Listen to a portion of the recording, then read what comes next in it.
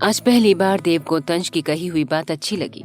आज पहली बार उसे लगा कि तंज के सीने में दिल है जो उसके जज्बात को भी समझता है और उसे अपने अलावा भी कोई और देखता है। लेकिन तभी तंज ने कुछ ऐसा कहा जिसे सुनकर देव फिर से उसे मन ही मन गालियां देने लगा। तंज बोला, लेकिन हाँ, अपने लिए लड़की ढूंढने के लिए मैं तुम्हें कोई एक्स्ट्रा छुट्टी नहीं देने वाला हूँ। और साथ ही मैं इस बात से भी वरिड हूँ कि तुम्हारे इस चेहरे को देखकर कौन सी लड़की इंप्रेस होगी। तुम एक काम करो, अपने फैमिली मेंबर्स को कहो कि वो तुम्हारे लिए एक अच्छी लड़की ढूंढ देंगे और तुम उसके साथ अरेंज मैरिज कर लो, क्योंकि यही बहुत अच्छा ऑप्शन है तुम्हारे पास। अपने लिए इतनी सारी कड़वी बातें सुनने के बाद देव के मन में उठ रहे तंज के लिए सारे अच्छे विचार गालियों में बदल गए और देव बेमन से बोला, मेरे लिए इतना ज्यादा सोचने के लिए थैंक यू सर। इस पर तंज बोला, अरे कोई बात नहीं, तुम मेरे लिए काम करते हो इसलिए मेरा भी फर्ज है कि मैं तुम्हारा ध्यान रखूं। देव अपने मन में बड़बड़ाते हुए बोला, ध्यान रखूं? बड़े आए मेरा ध्यान रखने वाले, अपने सिवा कोई और दिखता है भला? अब समझ में आ रहा है कि भगवान इनके साथ ही ऐसा क्यों कर रहा है। इतने समय में मेरी कुंडली पर सांप की तरह बैठे हुए हैं कि अब भगवान को भी मेरे ऊपर तरस आ गया और इसी कारण इन्हें ऐसी लड़की से प्यार हुआ जिसका बीएफ इतना बड़ा बिजनेसमैन निकला, जिससे उलझने से पहले एक बार नहीं बल्कि 100 बार सोचेंगे। कहाँ खो गए? चलो चलते हैं ऑफिस। ये बोलकर तंज वहां से निकल गया। वहीं राजवीर के ऑफिस में इश्की मिशा के पास बैठे हुए उसके उठने का वेट कर रही थी कि तभी मिशा के फोन पर कॉल आया। इश्की ने जल्दी से उसका फोन लेकर देखा तो वो कॉल रेहान का था। इश्की ने एक नजर मिशा को देखा जो अभी आराम से सो रही थी। इसी कारण इश्की ने मिशा को न उठाकर खुद कॉल रिसीव कर लिया। फोन पर सामने से रेहान की थकी हुई आवाज आई, ओह, कितना टाइम लगा दिया मिशी कॉल उठाने में। मैं इश्की बोल रही हूँ, मिशा अभी सो रही है, इश्की रेहान को करेक्ट करते हुए बोली। ये सुन रेहान ने पूछा, इश्की, मिशा अभी क्यों सो रही है? ये तो कॉलेज का टाइम है। इश्की बोली, हाँ, पर मिशा का कॉलेज में मन नहीं लगा तो वो जल्दी आ गई, और तू ये सीआईडी की तरह सवाल पूछना बंद कर।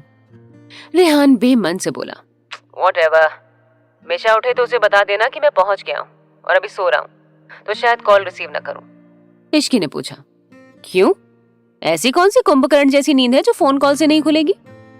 इश्की की बात पर रेहान ने चिढ़ते हुए कहा, एक लंबी फ्लाइट के बाद ऐसी ही नींद आती है। अगर विश्वास ना हो तो ट्राई करके देख लेना कभी। अब मैं फोन रख रहा हूँ। रेहान ने ये कहा और कॉल काट दिया। इश्की फोन को घूरते हुए खुद से बोली, इडियट। क्या हुआ? किसे इडियट कह रही है? मिशा ने पूछा जो अभी अभी सोकर उठी थी। उसे जगा हुआ देख इश्की बोली, तू उठ गई? हाँ, लेकिन तू किससे बात कर रही थी? मिशा ने सोचते हुए पूछा। इश्की ने पूरी बात बताई।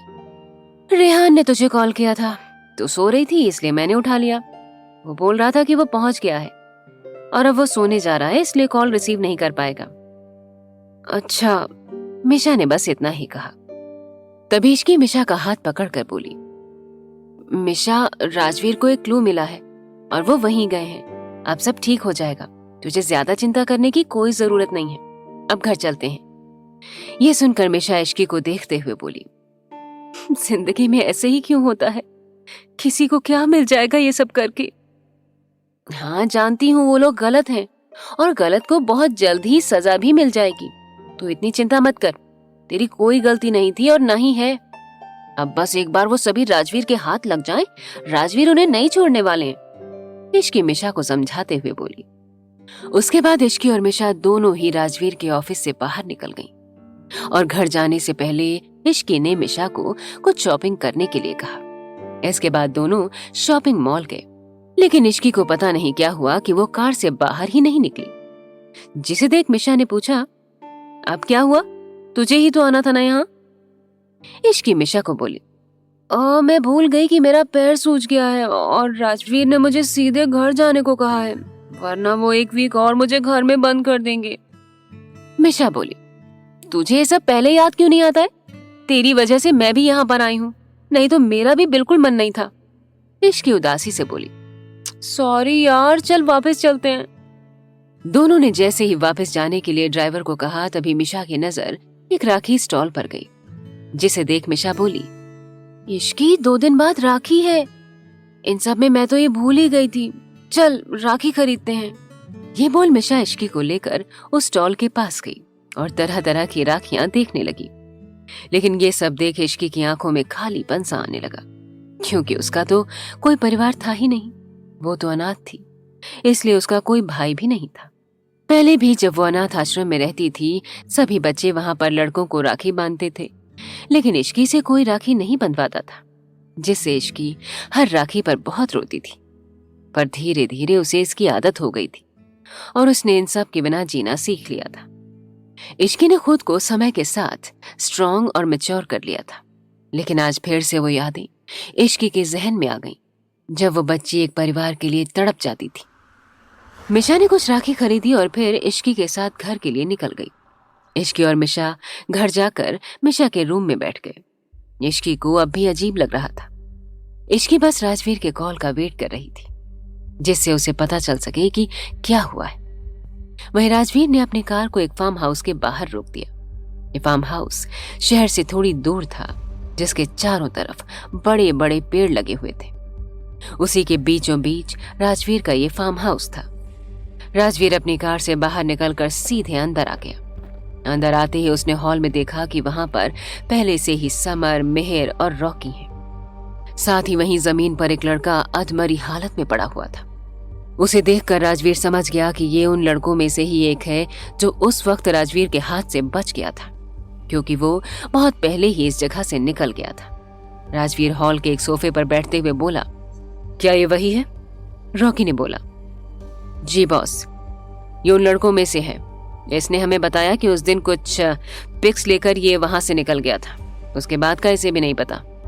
राजवीर रॉकी की बात सुनकर उस लड़के की तरफ देखते हुए बोला, तुम अब क्यों मिशा को ब्लैकमेल कर रहे हो? राजवीर को वहां पर देख वो लड़का पहले ही थोड़ा सा डर गया था। ऊपर से रॉकी ने पहले ही उसे इतना मारा था कि उसकी हालत इतनी भी नहीं बची थी कि वो खुद से चल भी पाए। फिर भी वो खुद को घसीटते हुए राजवीर तक लेकर गया और उसके पैरों में गिरते हुए बोला, सर मैंने कुछ भी नहीं किया है, मेरा यकीन कीजिए, मुझे फंसाया जा रहा है। मैं मानता हूँ कि मैंने पिक ली थी और वो सब मेरे पास अभी भी है, लेकिन एक दिन मेरे पास एक मेल आया और किसी ने मुझसे सारी पिक मांगी। फिर मैंने मना किया तो उसने मेरी फैमिली को मारने की धमकी दी। मैं डर गया, इसलिए मैंने वो फोटोज उसे दे दी। उसके बाद उसके साथ क्या हुआ मुझे नहीं पता।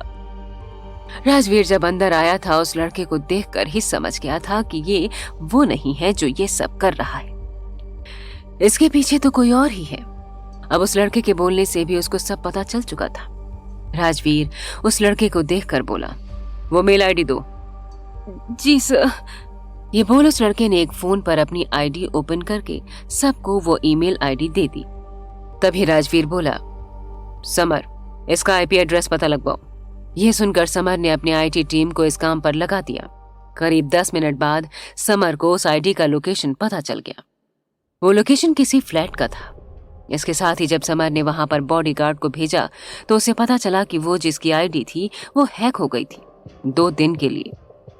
इतना सब सुनने के बाद राजवीर को एक बात तो समझ में आ चुकी थी कि इन सब के पीछे कोई बहुत स्ट्रांग माइंड वाला पर्सन है जो ये सब कर रहा है।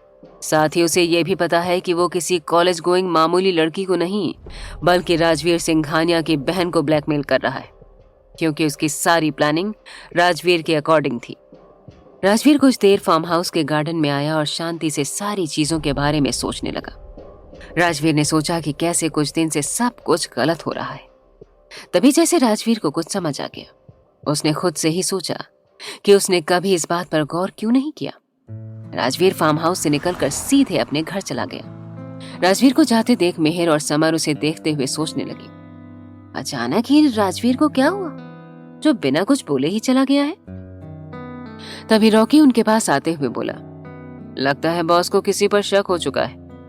रॉकी की बात पर मेहर और समर उसे देखने लगे जैसे कि उसे पूछ रहे हो कि तुमको कैसे पता। रॉकी दोनों के सवालिया नजरों को देखते हुए बोला, देखा नहीं तुम दोनों ने बॉस कैसे निकले यहां से? इसका मतलब साफ है कि वो समझ गए हैं। उसकी बात सुनकर समर और मेहर भी वहां से निकल गए और रॉकी खुद से बोला, ये तो ऐसे भाग रहे हैं जैसे फिल्म का क्लाइमेक्स छूट जाएगा। फिर रॉकी पीछे उस लड़के को देखते हुए बोला, इसका क्या करना है, ये तो बॉस ने बताया ही नहीं। गलती तो की है इसने, उसके लिए पिट भी गया, अब हॉस्पिटल लेकर ही जाना चाहिए। इधर राजवीर एक विला के बाहर पहुंचा। वो विला ज्यादा बड़ा नहीं था। राजवीर अपनी कार से बाहर आकर सीधे विला के अंदर आया। उसके गार्ड को देखकर किसी में भी इतनी हिम्मत नहीं हुई कि वो राजवीर को रोक सके।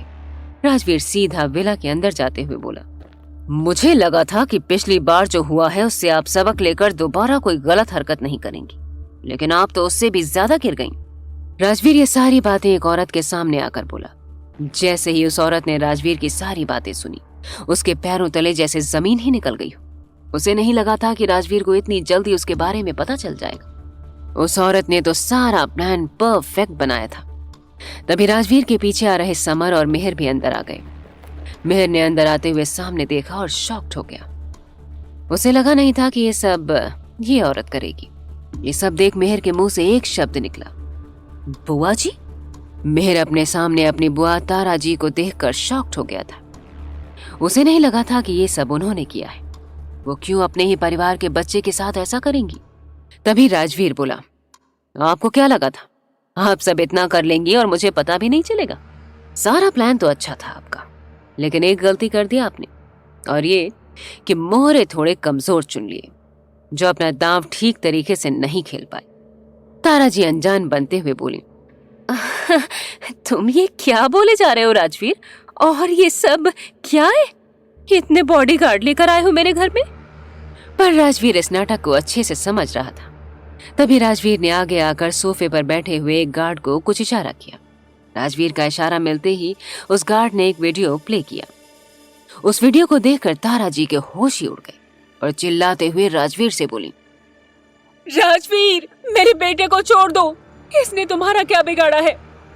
बिगाड़ा तो मिशा और मेहर ने भी आपका कुछ नहीं था। फिर ये सब करने से पहले आपने उनके बारे में क्यों नहीं सोचा? ये क्यों नहीं सोचा कि कितनी तकलीफ होगी उनको इन सब से? अपने ही परिवार के खिलाफ साजिश करते हुए आपका दिल कैसे मान गया? राजवीर ने भी चिल्ला कर कहा। राजवीर की आवाज में इतना गुस्सा था कि आज समर को भी देखकर थोड़ा सा डर लगने लगा। वहीं मेहर अभी भी राजवीर की कही हुई बात का मतलब समझने की कोशिश कर रहा था। राजवीर ने ऐसा क्यों कहा कि तारा जी ने मिशा के साथ साथ उसके साथ भी गलत किया है? अब क्या करेगा राजवीर अपनी बुआ के साथ?